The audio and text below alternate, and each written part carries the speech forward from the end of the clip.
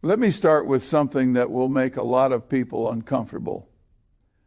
Most financial advice is repeated not because it's true, but because it makes people feel safe. And nowhere is this more obvious than in the advice older people give each other about money. It's recycled, it's cautious, and it's often completely wrong for the stage of life they're in. The investing world loves rules, but what it hates to admit is that rules have expiration dates.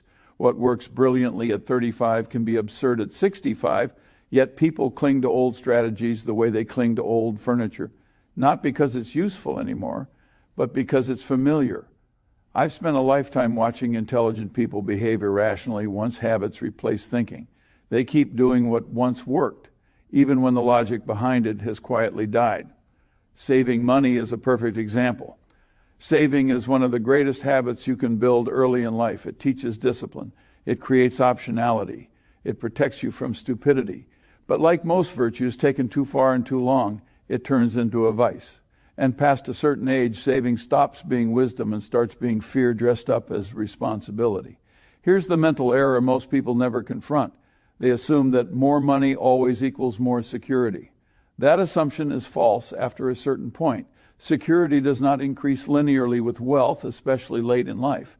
There is a threshold beyond which extra dollars do not buy peace of mind. They buy anxiety instead. You start protecting the pile rather than using it. You become a custodian of money rather than a beneficiary of it. That's not financial success. That's a psychological trap. The cruel irony is that the very people who were disciplined enough to save for decades are often the ones least able to enjoy the results. They trained themselves to delay gratification so well that they forgot how to stop delaying. Their identity became wrapped around prudence, around restraint, around sacrifice. And when the time finally comes to reverse the equation, they can't do it. The habit is too strong, the fear too familiar, so they keep playing a game whose objective no longer makes sense. Money is a tool, nothing more. It has no moral value sitting idle. Its only purpose is to buy freedom, reduce friction, and improve the quality of your remaining time. And time, unlike money, is not renewable. Yet people behave as if the opposite were true. They guard dollars obsessively while spending years casually. That inversion is one of the most common forms of irrational behavior I've ever seen. Which brings me to the most repeated piece of bad advice I hear from elderly people. Advice they often repeat to comfort themselves, not because it's sound. People love to give advice they themselves never followed. And the worst advice I hear from elderly people, usually repeated for self-comfort, sounds like this. Keep saving after 65. It's the responsible thing to do. Responsible? No, it's self-deception if you're over 65. And still obsessed with the idea of saving more, you don't need more money. You need a better mindset. Let me be brutally honest, as I always prefer. After 65, the rules of the game change. Most people are too stubborn or too scared to admit it. They cling to old habits like they're old furniture. Uncomfortable, outdated, but familiar. So they keep saving money as if they still have 40 years of life ahead, but they don't. Pretending otherwise is one of the stupidest forms of self-deception I've observed in my life, watching people ruin a perfectly good retirement for themselves. Saving is a wonderful habit until it becomes a cage you built for yourself. Most people don't understand this because they confuse two completely different things. Saving for security and saving out of fear. The first, by age 65, should already be done. The second is simply cowardice disguised as prudence. I saw people in the 1980s who worked their whole lives, retired with a sufficient sum, but then acted as if they were one missed paycheck away from starvation. They ate the cheapest food, denied themselves the slightest pleasures. They became the accountants of their own misery. They died with money they never used, and the IRS enjoyed it for them. If you think that's responsible, you are not rational. You are absurd. The goal of saving is to stop saving. Let me tell you something simple that you won't like. The ultimate goal of saving is to stop saving. The goal is to start living. Your money was meant to give you freedom, not to turn you into a frightened bookkeeper counting every penny until you die. And yes, I already hear the objection from the usual chorus of panic mongers. What if I live to 100? What if something terrible happens? What if the market crashes? What if medical bills skyrocket? What if my children need help? Here is my counter question. What if you spend the last healthy years of your life imagining problems that may never happen? Fear is the most expensive luxury in the world. It costs you decades of joy. I've lived long enough, much longer than I expected, to see how absurd people can be with their own lives. At 65, you are no longer trying to build an empire. You are trying not to turn your final years into a spreadsheet. Aggressive saving in your 20 seconds is wonderful. In your 30 seconds, it's sensible. In your 40 seconds, it's strategic. In your 50 seconds, it's necessary. After 65, you should be reaping, not sowing. No one plants seeds in late autumn, except people who panic at winter and forget how nature works. Habit without thought is slavery. A decade ago, a man asked me he should continue saving 10% of his income after retirement. I asked him a simpler question. Do you want to die rich or live better? He froze because he realized he had never questioned that habit. He just obeyed it. Habit is useful, but habit without thought is slavery.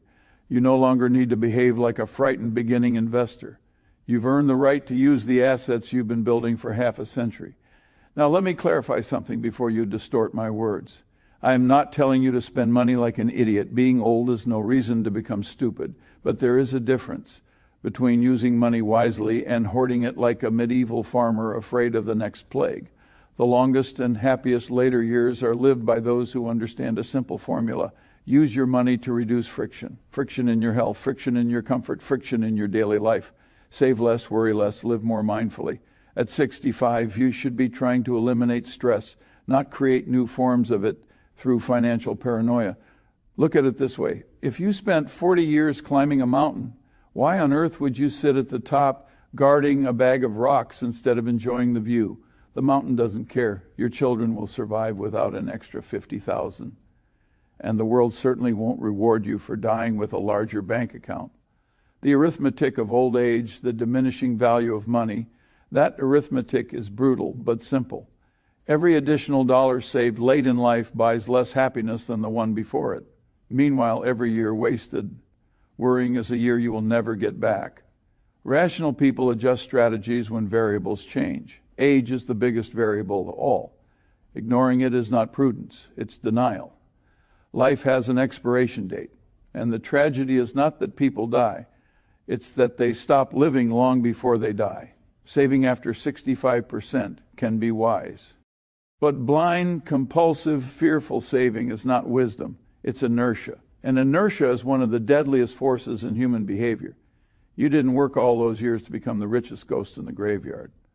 You work to buy time, comfort, dignity, and maybe even a little fun while you can still enjoy it. If you are over 65, stop pretending you have an infinite number of tomorrows. You don't. And that is precisely why you must stop obeying the same financial habits you had at 25. The world has changed. Your lifespan has changed. Your priorities must change too. Otherwise, you aren't saving money. You are sacrificing life. Let me tell you the harsh truth. Most people realize too late dying with too much money is one of the most expensive mistakes a person can make. Not expensive in dollars, but expensive in life. I've watched rich old people die with portfolios they never touched, pensions they never used, and bank accounts they guarded like a dragon, hoarding gold it would never spend. I call this the Fort Knox retirement plan. It looks impressive until you look closer and realize the vault is full, but the owner is gone. The tragedy isn't the money left behind. The tragedy is the years spent protecting it. The real cost of saving for too long is the life you didn't live. And the problem gets worse after 65 because that's when people become afraid to spend. Their fear grows with every year like a metastasizing bad habit. At 70, they worry the money will run out. At 75% about medical bills. At 80% about not being a burden. At 85%, they are too tired to enjoy anything. So they keep saving, as if training for a financial marathon they will never run. The truth is simpler. If you keep saving after 65 without a purpose, you are preparing for a future that no longer belongs to you, using money after death, living for your heirs. An acquaintance of mine, a very successful man, retired at 67. He had more than enough to live well, but he refused to spend on anything frivolous. His biggest luxury was a new pair of socks every December. When he died at 83, his children inherited a mountain of money. They spent in 2 months more than he had spent in 20 years. They bought cars, went on cruises, renovated kitchens. They did everything he had denied himself. Do you think he would have approved? Probably not, but that's the point. If you don't use your money, someone else will, and they won't follow your rules. This is the part old people never think about. They guard the money for decades only for their heirs to treat it like a lottery win. You can call it unfair. You can call it a tragedy. I call it reality. Now, let's talk about something just as silly. People who keep saving because they confuse thrift with virtue. I've met thousands of thrifty people. Perhaps 5 of them were truly rational. The rest were just scared, fear of falling, fear of uncertainty, fear of the world changing, fear that their own children would lose the money. They turn fear into a moral code, and the world applauds them for their discipline. Discipline, please. Saving every penny at a stage of life when time is scarcer than money is not discipline. It's a terrible misallocation of the one asset. You can't get back. Let me put this in investment language. You can't misinterpret. If you are 65 or older, every dollar you save has a diminishing return. Every year you delay spending multiplies the opportunity cost. The younger you are, the more valuable your money. The older you are, the more valuable your time. This isn't philosophy, it's arithmetic. $1 at 30 gives you a decade of compound interest. $1 at 70 gives you one more line on a broker's statement you can barely read without bifocals. And yet people cling to these late life dollars as if they were sacred relics, the narrowing window of opportunity. Now let's talk about health, the main spoiler of late life thrift. By the time you hit 70, the number of things you can still enjoy begins to shrink like a wool sweater in the dryer. Food isn't the same. Travel becomes harder. Energy fades. The mind slows down. The body complains. So what are you saving for? You won't be conquering mountains. You won't be backpacking across Europe. You won't take up skydiving. You won't develop a taste for fine wine if your medications forbid alcohol. The window narrows with every year. And most people spend this narrowing window clenching their fists around their wallets. They're like the guy who buys a sports car at 85. By the time he figures out the GPS, he's too weak to press the gas pedal. Here is the sensible approach. You should start converting your money into comfort before comfort becomes impossible. Use it to remove pain. Use it to make life easier. Use it to buy time. Use it to enjoy whatever you can while you still can. Because this is the truth people miss. The value of money depends on the condition of the person holding it. $1 million in the hands of a healthy 60-year-old is freedom. $1 million in the hands of a 90-year-old is paperwork. Most people save as if they will always be the 60-year-old version of themselves. But biology doesn't care about your saving habits. Rational allocation, not accumulation. In 2005, I told someone, the biggest risk in retirement, I as in running out of money, it's running out of life before you use the money. People laughed. They always laugh at the truth. Here's another unpleasant fact. The older you get, the more money you need to maintain the same level of enjoyment. Travel becomes more expensive because you need comfort. Food becomes more expensive because you need health. Life becomes more expensive because you need support. And yet people cut expenses precisely when their quality of life needs greater investment, not less. This isn't wisdom. This is madness dressed up as prudence. If you are 65 or older, your task is not to accumulate. Your task is to allocate consciously, wisely, without fear. If you die with too much money, you have failed. You misunderstood the game. The goal wasn't to leave the biggest pile. The goal was to use your pile to live the best life you are capable of with clarity, dignity, and minimal stupidity. And that requires one uncomfortable shift. Stop saving by habit and start spending by reason. The preservation instinct as a trap. If you want to understand why people keep saving when it has stopped making sense, you must understand one dangerous instinct. The preservation instinct, not the life instinct. It's a perfectly natural instinct. It helped our ancestors survive when winter meant starvation. And predators weren't metaphors, but real animals trying to eat them. But instincts don't retire just because you do. They keep working long after their usefulness has expired. And after 65, preservation becomes a trap. You stop thinking like a human and start thinking like a squirrel in October, hoarding nuts as if preparing for 10 more winters. Only at your age, there probably aren't 10 winters left to prepare for. I've noticed working with Buffett, navigating markets, that most bad financial decisions are emotional decisions that people mistake for rationality. And the biggest emotional mistake in old age is, I must keep building a safety net just in case. Just in case of what? Armageddon, a nuclear winter, your 80-year-old self suddenly deciding to buy a startup. People don't ask this question because fear feels justified, but fear is a lousy accountant. It exaggerates liabilities and ignores the biggest cost of all your remaining time, a PR. Practical question. I love asking people one practical question. What specifically are you saving for? Most retirees can't answer, or if they do, the answer is vague and useless. For emergencies, just in case, to be safe for the future. What future? The next 20 years? The next 2? Your savings aren't meant to last forever. They are meant to last as long as you are. And that time horizon is not infinite. Let me give you a perspective most people avoid because it forces them to face reality. If you are 65 statistically, you have maybe 15, 20 good years left. If you are 75, you have 10. If you are 85, you are planning in single digits. You don't need a 25-year plan. You need a rational plan. And rationality after 65 boils down to one thing: optimizing for quality, not quantity. Young people try to maximize the years ahead. Older people should maximize the life in those years, legacy and burden. Here's another instinct that becomes fatal after 65, the instinct to leave a legacy. People get sentimental.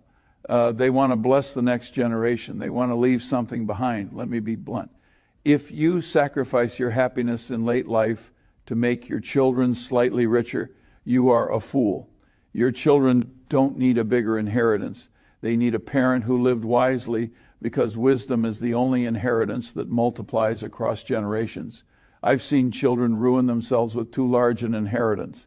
I've never seen anyone ruin themselves because their 70-year-old father decided to take a vacation instead of adding another $50,000 to the estate. Live your life. Your children will survive. And if they don't, your money wouldn't have saved them anyway. Finally, let's talk about the most dangerous assumption of old accumulators. More money equals more security. For the young, this is mostly true. For the old, it stops being true. Security at 70 isn't financial. It's physical, emotional, medical, social. You can have $1 million and still live miserably because you refuse to spend money on comfort, care, or help. In other words, the greatest insecurity in old age stems not from a lack of money, but from a refusal to use it. Your money isn't meant to protect you from life. It's meant to support you while you live it. And if you don't understand that after 65, no amount of saving will solve the problem, the self-sabotage of thrift. After 65, thrift stops being wisdom and becomes self-sabotage. Thrift is useful when you're young because you have time to convert savings into opportunities. At 20, every dollar has a decade to multiply. After 65, you are no longer buying time, you are spending it. And hoarding money when your time is disappearing is as logical as hoarding oxygen when you are drowning. You are preserving the wrong asset. I've seen retirees clip grocery coupons while sitting on investment portfolios worth over $1 million. I've seen 80-year-olds refuse to buy a comfortable bed because their old one still works, even though it breaks their back every morning. And I've seen 70-year-old widows refuse to take a taxi because the bus is 50 cents cheaper, and then spend the rest of the day exhausted. Here is the truth they don't want to face. Thrift is a strategy for a young person. Comfort is a necessity for an old person. If you are saving pennies at an age when you should be protecting your health, preserving your energy, and reducing stress, you are not thrifty. You are rational. A comfortable mattress is worth more than the interest on $10,000. A reliable car is worth more than squeezing one more year out of an old one. A decent vacation is infinitely worth more than leaving an extra 5 in the wilt. Break the habit before it breaks you. Retirement shouldn't be a prison sentence with better decor. You eat 40 or 50 years working, fighting, surviving recessions, bad bosses, market crashes, and your own stupidity. And the moment you finally gain freedom, what do? You chain yourself to a new responsibility, guarding the pile. Retirement should be a liberation, not a watchmanship. But here's the truth. Money at 65 is not fragile. Time at 65 is fragile, and people always protect the wrong thing. Age 65, 70 to 75, your golden retirement years, you can still travel, walk, eat normally, think clearly, and enjoy experiences. These 10 years are your most precious. Age 75 to 85, still manageable. But the body begins to complain. You slow down, your world shrinks a bit. Age 85, you are maintaining, not expanding. Your spending should be on comfort and care, not adventure. If you treat all retirement years the same financially, you are already making a terrible mistake. The dollars you spend between 65 and 75% yield the highest return in life satisfaction. The dollars you save at 85% will be half unused anyway. The final choice. Here's the real question you must ask yourself. Do you want to die proud of how little you spent, or live proud of how wisely you used what you saved? The right answer is obvious, but the obvious isn't easy, because nothing burdens a family more than a person who refused to use their money when they had the chance. If you wake up tomorrow with fewer regrets, less pain, and a little more joy because you wisely spent your money today, you are doing retirement right. If you wake up tomorrow proud that you didn't spend $1, you aren't protecting anything for the future. You are just postponing life. At 65 and older, your most important financial skill is spending well, not saving more. Spending to reduce stress, spending to reduce risk, spending to increase the quality of life. Every dollar you spend well after 65 buys you a better life. Every dollar. You save out of fear steals from the life you have left. Dying rich is easy. Living well is hard. Choose the hard one. It's the only choice that pays dividends when time is running out. You save when you are building, you spend when you are living, and after 65 you are not building.